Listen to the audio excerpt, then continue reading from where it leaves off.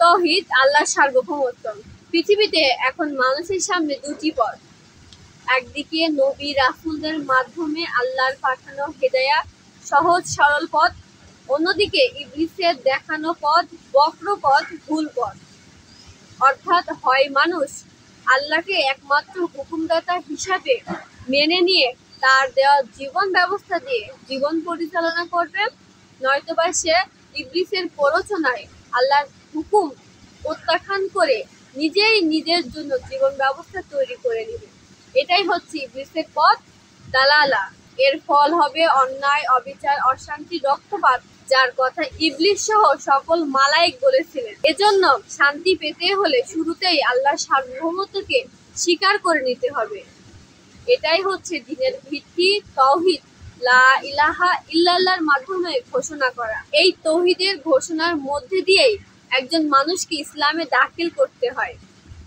আর এটাই হচ্ছে তাওহীদ জান্নাতের চাবি। সকল নবী রাসূলই এই তাওহীদ নিয়ে এসেছেন। সূরা আম্বিয়া 21 নং আয়াত। শেষ নবীর উম্মত হিসাবে আমাদের কালেমা হলো লা ইলাহা ইল্লাল্লাহ মুহাম্মাদুর রাসূলুল্লাহ। অর্থাৎ আল্লাহর হুকুম বিধান ছাড়া আর কারোর হুকুম বিধান না মানা এবং মুহাম্মদ সাল্লাল্লাহু আলাইহি সাল্লাম আল্লাহর রাসূল। এর তাৎপর্য হচ্ছে জীবনের সর্ব অঙ্গনে ব্যক্তি, পরিবার, সমাজ, অর্থনীতির দণ্ডবিধি, অর্থাৎ যে কোনো বিষয়ে আল্লাহর কথা আছে সেখানে আর কারোর হুকুম না মানা। বর্তমানে এলা শব্দের অর্থ করা হয় উপাস্য, যার আরবি হচ্ছে মাবুদ। কিন্তু এলা ও মাবুদ এই দুটি শব্দের অর্থ ভিন্ন। আল্লাহ ছাড়া কোনো মাবুদ বা উপাস্য নেই। কালেমার এই অর্থ করলে তাওহীদের প্রকৃত অর্থ প্রকাশ পায় না। কালেমার প্রকৃত অর্থ হচ্ছে আল্লাহ ছাড়া কোনো হুকুমদাতা নেই।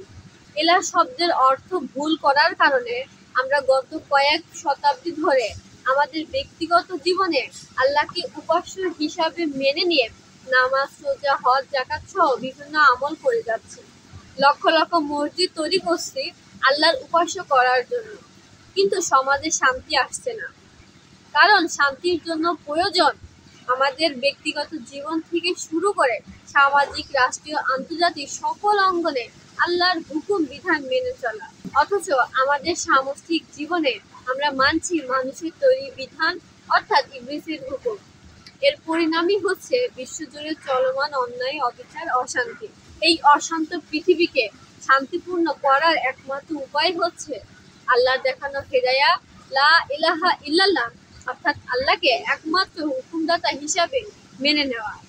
তাহলেই মানুষ পৃথিবীতে সুখে থাকবে এবং পরকালে জান্নাতে যাবে।